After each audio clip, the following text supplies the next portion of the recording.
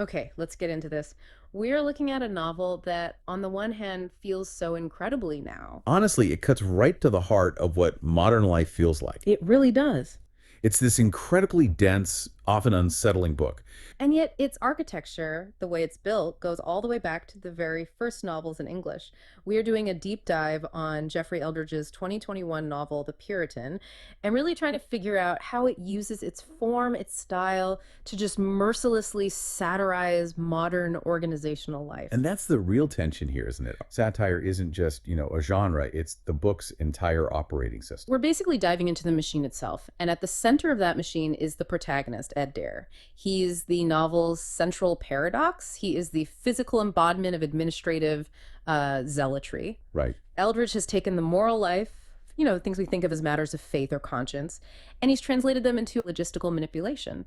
Ed Dare doesn't feel guilty. He runs a system diagnostic on his morality. That sounds terrifyingly familiar. It is. He's our modern anti-hero, Yeah. the manager who genuinely believes that optimization is the highest ethical standard. So let's start with history. Our mission here is to trace that argument. We need to understand how Eldridge is using satire, how he builds this radical formal architecture, and why this hyper procedural language elevates the book beyond just clever commentary. We have to get what satire even is. It's always double-faced. On one level, it's moral. It's pointing out what's wrong with everything. Sure. But on another, it's super theatrical. It's formal. It ridicules things by literally adopting the voice of the thing it hates. And that's the key, right? It Yeah. doesn't just make fun of a person, an idiot, it exposes the whole system that creates that person. 100%. The classical roots, Juvenal and Horace, Yeah. they eventually developed what our source calls the prose machinery, this kind of structural engine that actually gave birth to the novel form.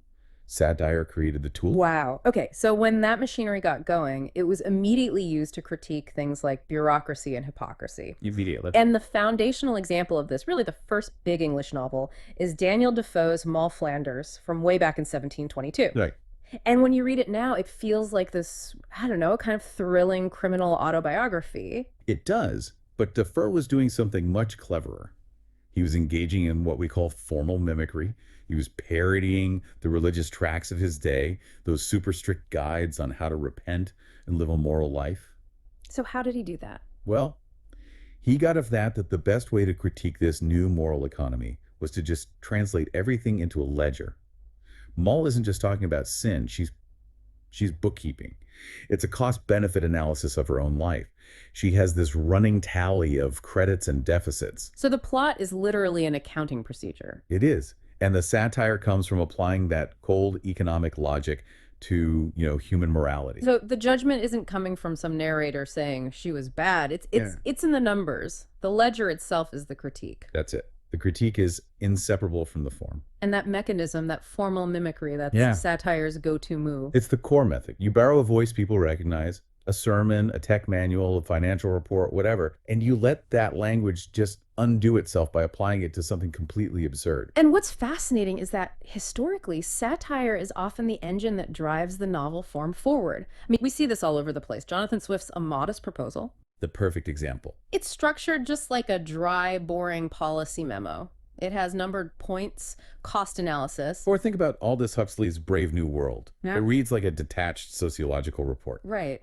Or even Don DeLillo's White Noise, which sort of apes the language of consumer ethnography. The critique is hiding inside the instruction manual. It forces you to absorb the worldview structurally. Okay, so let's fast forward 300 years. The Puritan lands, and it's doing that exact same thing, but with the language of our systems. Firmly in that tradition, yes.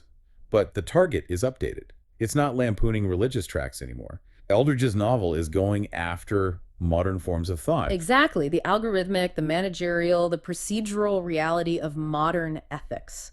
Okay, let's unpack this because that's a lot to take in right at the start. This isn't just social satire. It is systems satire. In older satires, you'd lampoon a flawed, greedy individual. In The Puritan, Eldridge is lampooning the underlying forms of thought, The mindset itself. the managerial mindset.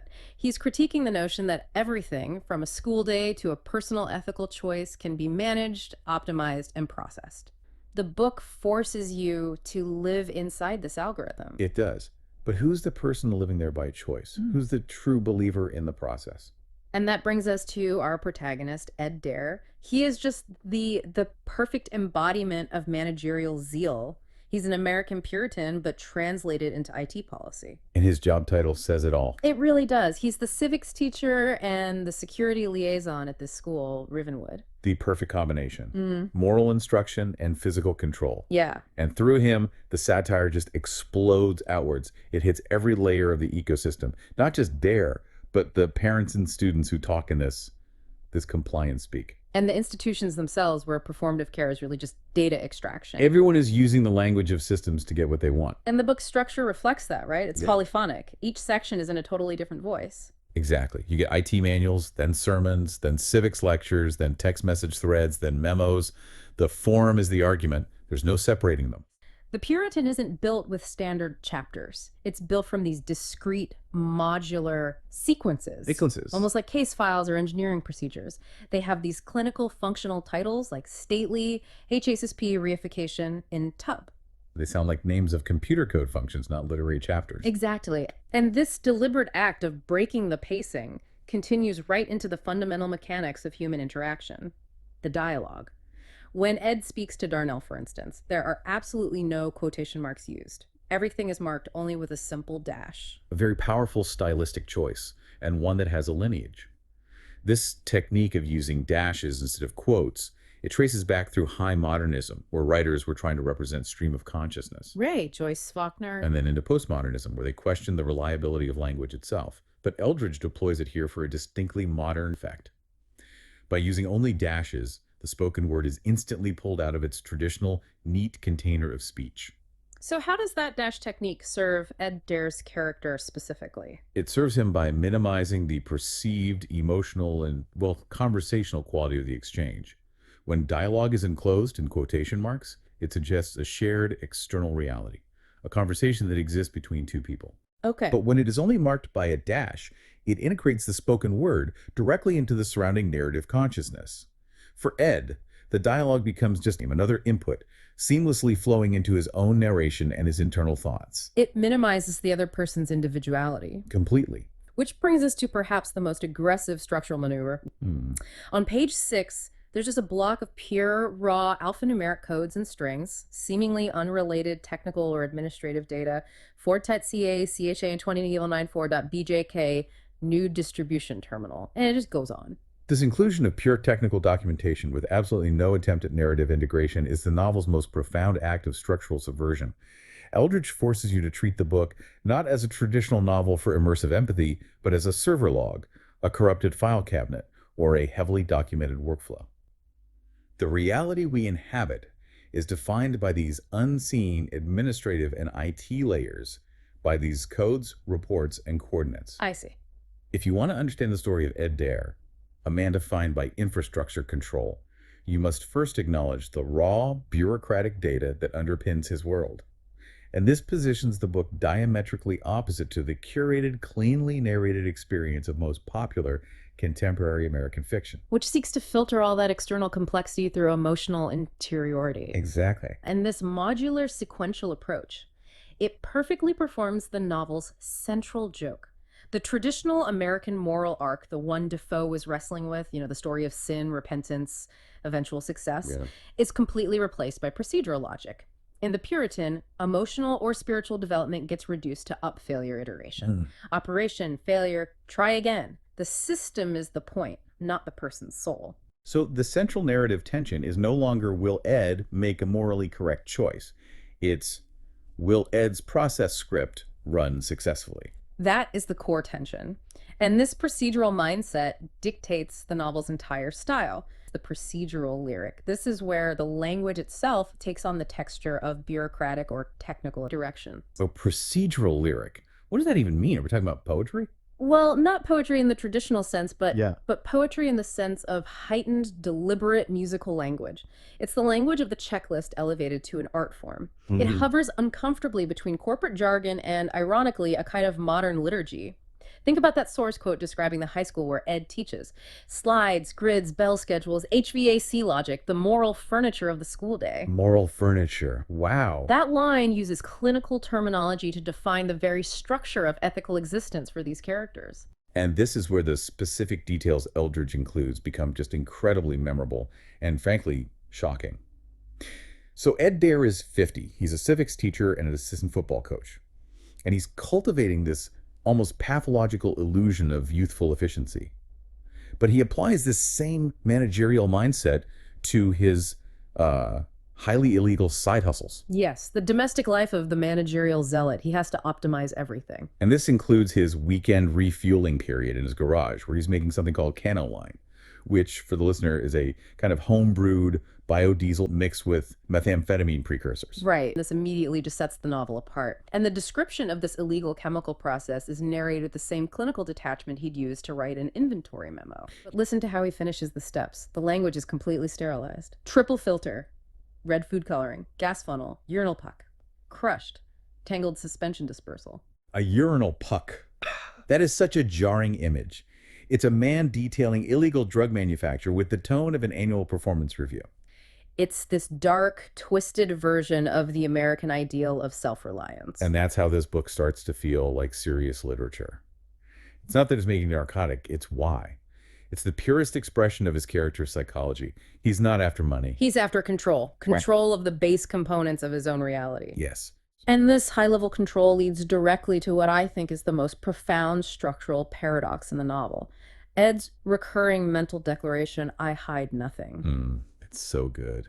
I mean, how can a man who runs an illicit narcotics operation and hacks school servers possibly believe he hides nothing? It's the ultimate satirical statement on information overload. Ed is actively involved in drug manufacturing, corporate espionage against this regional bank, Acadia Trust, and technological subversion with his HASP system. Yet he genuinely believes he hides nothing. So why? Because the novel's fragmented style, its reliance on dense, specialized jargon while appearing transparent, actually functions as a massive, opaque protective shield of complexity. So it's not transparency in the moral sense, but transparency as misdirection. Exactly. You are given all the data, every chemical step, every procedural code, but it is so specialized, so coded, and so overwhelming that the sheer effort required to process it makes the underlying moral failing functionally invisible. It's like a 100-page privacy policy. Perfect analogy. Everything the company does is technically documented and available to you, but the effort required to read, understand, and synthesize that information makes the core action, the harvesting of your data, functionally hidden. So Ed is hiding the needle in the massive engineered haystack he created himself. This is a very modern approach to guilt, obfuscation via information overload. The novel resists that contemporary literary tendency to simplify and emotionalize information for immediate reader accessibility.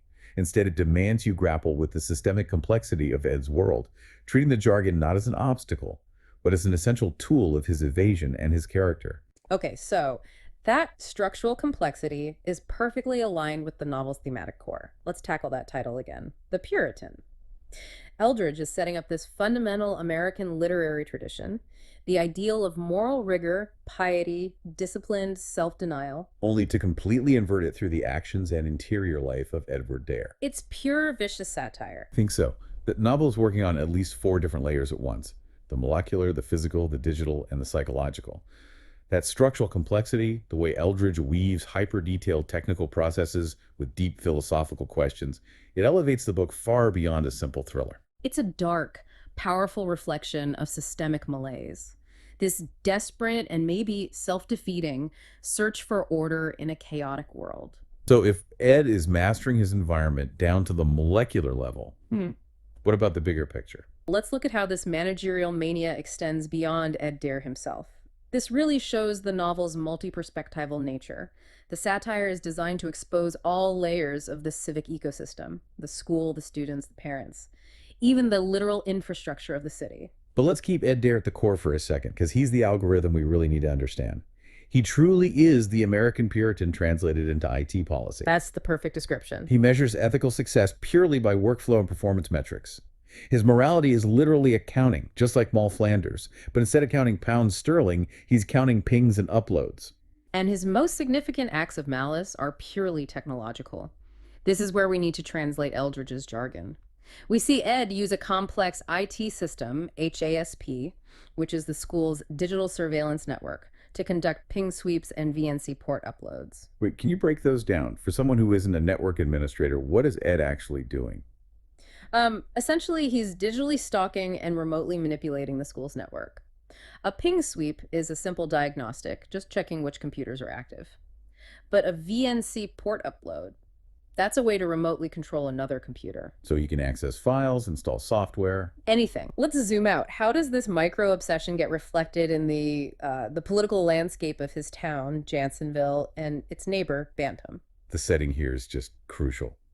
Bantam was built over 60 years ago, and it's literally a crescent shape built around Jansonville. And there's a reason for that, right? A very specific reason: to evade taxes and to settle old scores.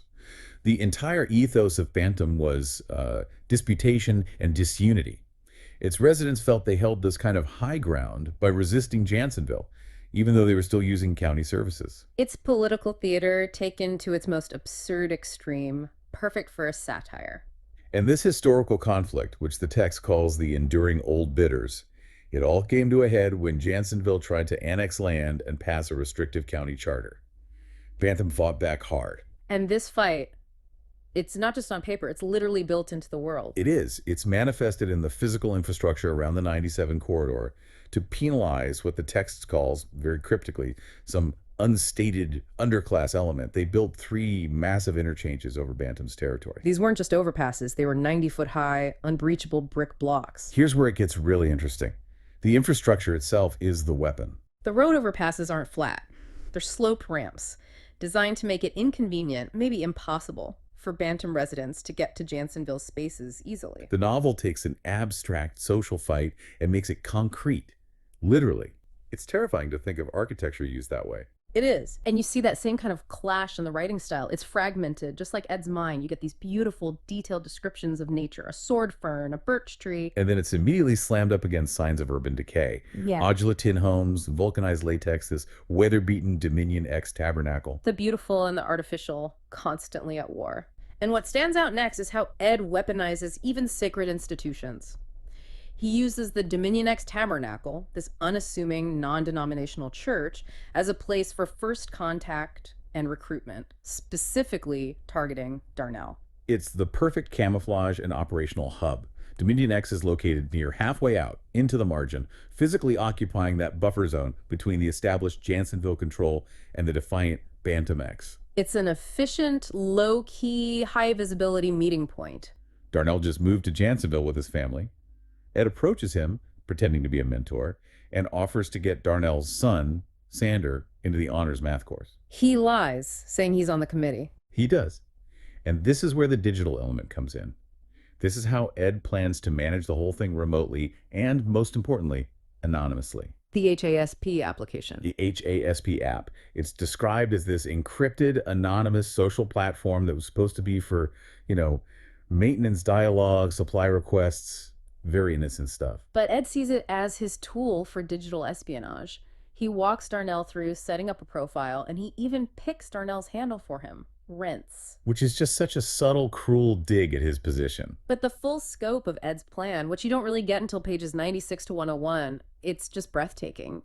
And he preloads these phones with malware definitions that let data be, quote, spun like wool in the background. So he's a chemist, a political analyst, a digital arms dealer, and a school administrator all at once. What's the goal? What does all this chaos get him? Control. It always comes back to control. The new Puritanism, then, isn't about godly fear or moral cleanliness. No, it's about controlling external conditions until the desired self-serving outcome is achieved and ensuring that control is implemented with clean, systemic efficiency. But doesn't this run the risk of alienating the reader? It's a risk, but it's an essential one for the satire to succeed. By making Ed so technically detailed and emotionally sterile, Eldridge ensures that you, the learner, cannot simply empathize your way through the narrative. You're forced into a position of intellectual analysis. Exactly. The novel demands that we analyze the system he has created, not weep for the man trapped inside it. It mirrors the contemporary professional environment where success so often depends on emotional detachment and technical optimization. That professional conflict is perfectly captured in his administrative warfare against his colleague, Berman. A math teacher who's on the financial planning committee. Right, Berman pushed an austerity plan. He disabled the AC in the school. And crucially, he hijacked the scheduling system. He installed this little applet that just automatically re-uploads the previous week's schedule every single Friday. It's bureaucratic warfare. So Ed needs leverage, and he finds it. He finds it in Darnell Lamont, the new maintenance lead. Ed Dare is the new Puritan. What's his witch trial? What's the mechanism he uses to enforce his purity on the system? That would be the AASP operation. Yeah. HASP is this fictional app, right? It promises anonymous profiles, end-to-end encryption, all the buzzwords of secure, optimized tech. And he uses it to go after a rival teacher, a guy named Berman. He does. He runs the whole thing through Darnell, the head of maintenance, and his son, Sander. He treats them like assets. Just pieces in his logistical game. The plan is so specific. It's all laid out in a text thread to Sander. Orchestrate a fire alarm test exactly 25 minutes into the lecture. Tell him to say Berman looks scared, that he's facing the wrong way. He's micromanaging the production of fear. And then there's the payload, the soft coercion. The final instruction for Sanders is to say, Mr. Berman, your sister had your number. A sentence designed to mean nothing to anyone else but everything to Berman. That's the core of the operation. It's a psychological systems shock. And Ed justifies it all by just dissolving his own responsibility into the system's logic. He literally thinks the committee is me, basically. Wow. His goal isn't just petty revenge, it's purity. He wants to achieve total optimization by hacking human behavior, modifying network protocols, anything to maintain control. It's project management for the human soul. So this is the unsettling update to Defoe. Ed Dare's entire ethical framework is just workflow. His moral compass is a project management checklist. That's it, exactly. But if he's so obsessed with optimization, how does he not see the absolute absurdity of his own private life? Is the idea that the procedure itself blinds him? It becomes the morality. Yeah. Absolutely. You see it perfectly in his plan for Sander. Okay, so what about the consequences? Because this is where the Puritan really does something new with satire. It does. Counter pressure is the key to the novelist critique. Right. Every system that promises total control, total omnipotence like Ed's, inevitably meets friction. And that friction is institutional latency, rigid schedules, and surprisingly resistant human That gestures. sounds like entropy. It is entropy dramatized. It's the fundamental, inevitable failure of perfect control. The Puritan doesn't seek a traditional moral correction. Ed doesn't have an epiphany and turn good. It just dramatizes the failure of the managerial system itself. The system is the antagonist. And the failure of control is the moral lesson. And we see this critique reinforced when Ed visits the Dominion X Tabernacle, this non-denominational megachurch. Yeah. Even faith is being woven into the satirical tapestry. Oh, absolutely. The pastor's sermon reinforces the novel's core critique of the modern condition, that people suffer from an addiction to experience and thought, an endless reliance on following our environment instead of knowing God's truth. It's just another institutional idiom. Exactly. Older satire often aims for some kind of moral correction. But this book is all about dramatizing entropy, about the ultimate failure of control. So it's a different kind of ending. A totally different kind. Think about it. Moll Flanders gets her sentimental repentance. Gulliver ends his travels in total disgust. There's a kind of moral closure there. In the Puritan, repentance is automated. It's just a system that breaks down. So the resistance, the pushback, it's not some divine intervention. No, not at all. The novel's conscience is friction.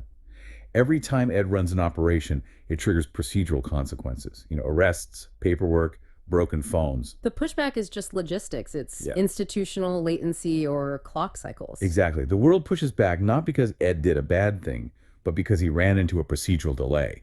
So if you trace the line, the Puritan is taking Defoe's moral bureaucracy, adding in Mark Twain's civic hypocrisy, and maybe some of Don DeLillo's ideas about information as a kind of theology. And it translates all that into procedure as moral art. It skewers this modern faith we have in process, this new Puritanism of optimization and data by making the language of control its central poetic engine. This brings us to the ending, which is so critical to judging its literary merit. Unlike earlier satires, where Defoe found pious accounting or Swift aimed for moral disgust, Eldridge closes with continuance. Yes. The coffee machine still runs. The automatic monthly subscription loop is still active. There is no grand moral resolution. There's no tragic fall. The conclusion is profound. The individual's fate, Ed's personal outcome, it just no longer matters to the system. Only process survives. The contemporary satirical sublime. The idea that the sublime, that feeling of overwhelming, awe inspiring terror or beauty, is now found in the endless, self perpetuating nature of the system itself. That's a huge literary statement. The Puritan's literary genius is in using bureaucratic language and system logic procedure as moral art to critique our contemporary faith and process. It proves that literature has to do more than just describe administrative power. It has to structurally perform it to really hold up a mirror. Which it does terrifyingly well.